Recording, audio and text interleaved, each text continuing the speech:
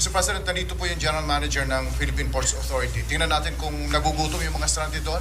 Po kanina, as of 6 a.m. po kanina, nasa 5,329 passengers po yung stranded natin and 994 vehicles. So what we have been doing po, every time naman po na meron po tayong ganitong situation, lahat po ng terminals natin sa stranded, we provide them hot meals po. No? Pero ano lang po, Mr. President, normally lugaw po na mainit kasi wala naman po sa budget po natin yan. That's exactly what I was saying. Opo. But what we do po is we do it po out of pocket po ng mga empleyado din po natin. So we augment the hot meals, pero we're about to come up with our DOST ready-to-eat box.